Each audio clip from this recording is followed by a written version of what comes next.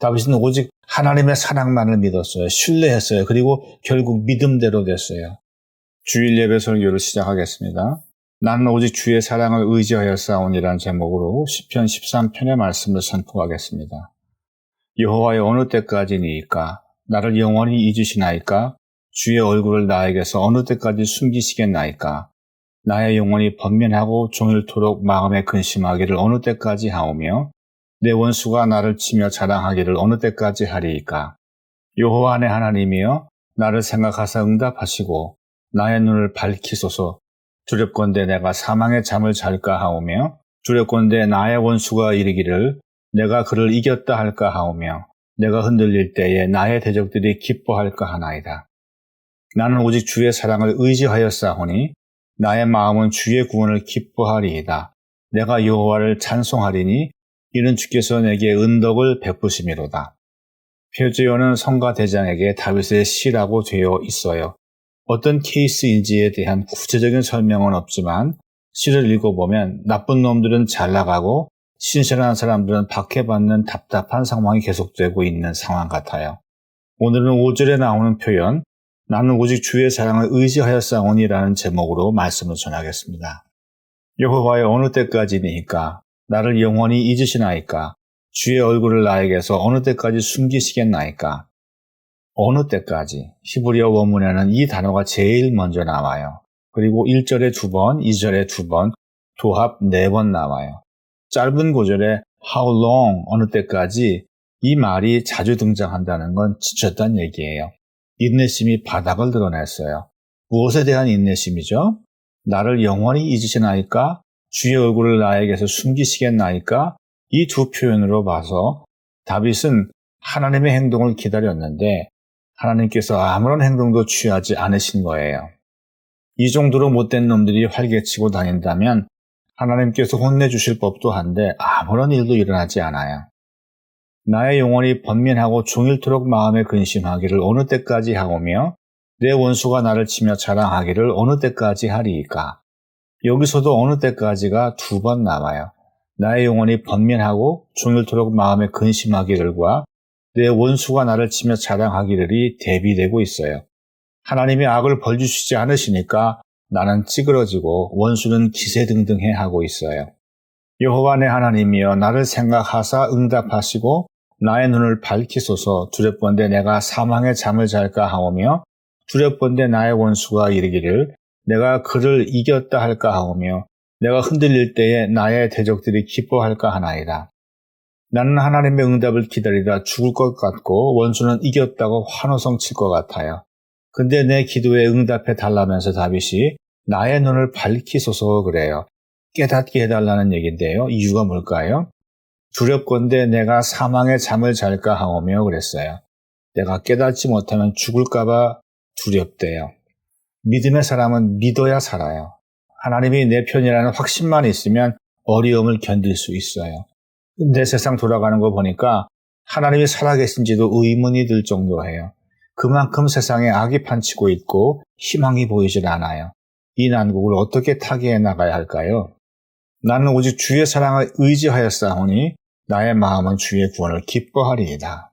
5절에서 갑자기 반전이 일어나요. 1절부터 4절까지 온통 비관 모드였는데 5절에서 갑자기 나의 마음은 주의 구원을 기뻐하리이다 그래요.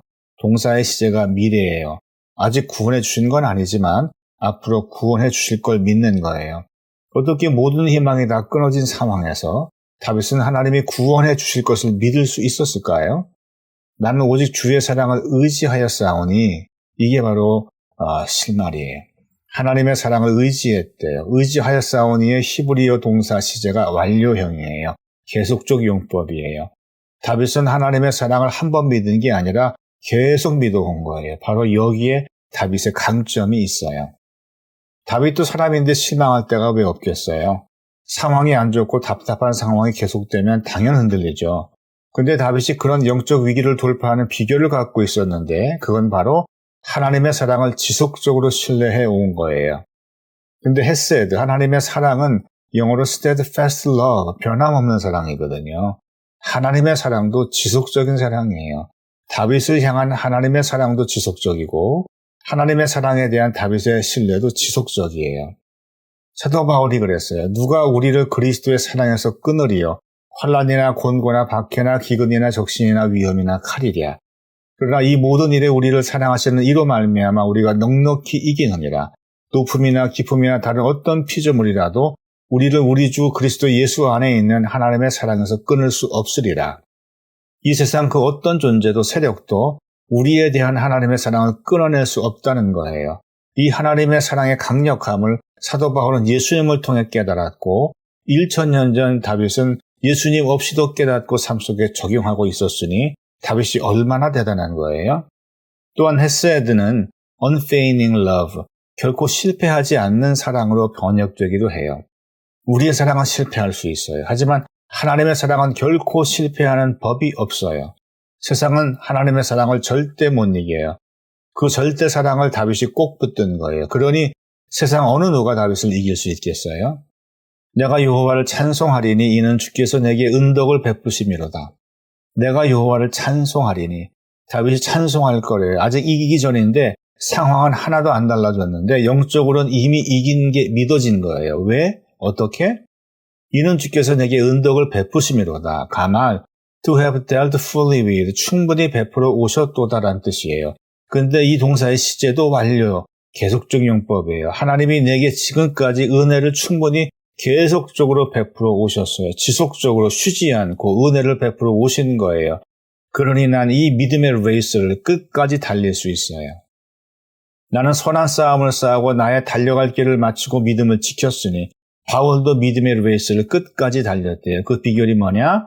이제후로는 나를 위하여 의의 면류관이 예비되었으므로 주 곧 의로우신 재판장이 그날에 내게 주실 것이며 내게만 아니라 주의 나타나심을 사모하는 모든 자에게도니라. 바울이 믿음의 레이스를 끝까지 달릴 수 있었던 비결은 영생과 내세의 보상에 대한 확신이 있었기 때문이었어요. 그런데 영생, 내세의 보상, 이런 개념은 1000년 후에나 나오는 사상이거든요. 다윗 시대엔 그 개념조차 없었어요. 그럼에도 불구하고 다윗은 어떻게 믿음의 레이스를 다 달려갈 거라고 자신 있게 말할 수 있었을까요? 영생의 보장도 없고 내세의 보장도 없는데 어떻게 믿음의 레이스를 끝까지 다 달려가겠다고 말할 수가 있었을까? 사울 왕이 죽이려 하자 다윗이 유다 광야로 도망쳐요. 급한 도망길이라 준비한 물도 없어 목이 말라 거의 죽게 됐어요. 그때 심정을 이렇게 고백하고 있어요. 하나님이여, 주는 나의 하나님이시라. 내가 간절히 주를 찾되 물이 없어 마르고 황폐한 땅에서 내 영혼이 주를 갈망하며 내 육체가 주를 앙모하나이다. 육체는 물에 목말라 하고 있어요. 근데 영혼은 하나님의 목말라 하고 있대요. 아니, 목말라 죽겠다는 사람이 어떻게 물 외에 다른 걸 생각할 수가 있을까요? 몸은 목말라 죽겠는데 영은 하나님 보고 싶어 죽겠다. 참 기이한 반응이에요. 근데 그 다음 얘기가 한술 더 떠요. 주의 인자하심이 생명보다 나으므로 내 입술이 주를 찬양할 것이라. 주의 인자하심이 생명보다 나으므로. 이 얘기가 무슨 뜻이냐? 하나님의 사랑이 있는 한 내가 지금 여기 이 유다 광야에서 이렇게 목말라 죽어도 좋다. 뭐 이런 얘기예요. 세상에 자기 목숨보다 더 중요한 게 있을까요? 네, 있어요. 그게 뭐냐? 사랑이에요. 사랑에 빠진 사람은 자기 목숨보다 사랑을 더 중요하게 생각해요. 다윗은 하나님을 사랑했고 또 하나님의 사랑을 받았어요. 그래서 지금 죽는다 해도 여한이 없어요. 이미 다 이룬 것이나 마찬가지예요. 나머진 덤이에요. 되면 좋고 안 돼도 괜찮아요. 와우. 어떻게 이렇게 하나님의 사랑에 깊이 빠질 수가 있었을까요? 구약의 하나님을 보면 정의의 하나님이라는 이미지가 강해요. 근데 하나님이 정의로우신데 어떻게 이 세상에 악이 존재해요? 도스토옙스키의 까라마조브가의 형제들이라는 책에서 이반 까라마조브가 그래요. 어떻게 신이 있는데 세상에 부주의와 불의가 만연하냐? 만약 이 세상에 신이 없다면 모든 것이 용서된다. 실존주의자들의 눈에 신과 악은 양립할 수가 없는 거예요. 신은 눈에 보이지 않고 악은 엄연히 실제하니 무신론적 실존주의자들은 신의 존재를 부정할 수밖에 없었던 거죠. 다윗도 자신의 시편에서 여러 번 하나님을 의의 하나님으로 인정해요. 하지만 동시에 세상에 악이 실제하며 그 강성함도 수없이 경험해왔어요. 만약 하나님에게 정의만 있었다면 이 세상에 악은 절대로 존재할 수 없었을 거예요. 동시에 이 세상에 어느 누구도 살아남지 못했겠죠. 하나님은 절대로 정의의 하나님일 수만은 없어요. 시편 14편도 다윗이 쓴 시인데 거기서 이렇게 말해요. 여호와께서 하늘에서 인생을 굽어 살피사 지각이 있어 하나님을 찾는 자가 있는가 보려 하신즉 다 치우쳐 함께 더러운 자가 되고 선을 행하는 자가 없으니 하나도 없도다. 로마서에서 바울이 의인은 없나니 하나도 없고라고 한 말의 모티브가 된 구절이에요. 사람은 다 악해요. 의인이 하나도 없어요. 하나님에게 정의만 있었다면 벌써 다 죽었어요. 그러나 하나님에게는 사랑도 있어요. 그리고 사랑이 정의보다 더 커요. 하나님이 우리에 대해 인내하시고 자비를 베푸시기 때문에 지금 세상에 악도 있는 거고 우리도 살아있는 거예요. 하나님을 사랑의 하나님으로 볼 때만 우리가 지금 여기 살아있는 것과 세상에 악이 존재하는 것이 설명될 수 있어요. 또한 그 악 때문에 우리가 연단을 받아요. 우리의 믿음이 더 순수해지고 순수해진 만큼 더 강력해져요. 시편 12편 1절부터 4절에서 다윗은 세상의 악 때문에 경건한 자들의 씨가 말라간다고 한탄해요. 그럼 하나님은 왜 악이 세상에 활개치도록 허용하시는 걸까? 여호와의 말씀은 순결함이요 흑도가니에 7번 단련한 은같도다 그랬어요. 우리 안에 있는 말씀이 순수해져서 강력해질 때까지 악을 통해 연단받게 하시려는 게 하나님의 계획인 거예요. 다윗은 하나님의 사랑을 누구보다 믿었어요. 그 사랑에 모든 걸 걸었어요. 그래서 주의 인자하심이 내 생명보다 낫다고 노래한 거예요. 지금 죽어도 여한이 없다는 거예요. 그만큼 하나님을 사랑했어요. 그 사랑에 모든 걸 걸었어요. 유다 광야에서 거의 죽어가면서까지도 하나님을 찾고 하나님을 구하며 하나님의 사랑을 노래한 거예요. 오늘 보면 시편 13편 5절을 다시 한번 읽어볼게요. 나는 오직 주의 사랑을 의지하였사오니 나의 마음은 주의 구원을 기뻐하리이다. 다윗은 오직 하나님의 사랑만을 믿었어요. 신뢰했어요. 그리고 결국 믿음대로 됐어요. 세상에 악이 판치고 답답한 상황이 지속될지라도 사랑하는 여러분은 하나님의 사랑을 신뢰하고 거기에 모든 걸 거셔서 다윗처럼 믿음의 승리를 거두는 믿음의 멋쟁이가 되시기를 축복합니다.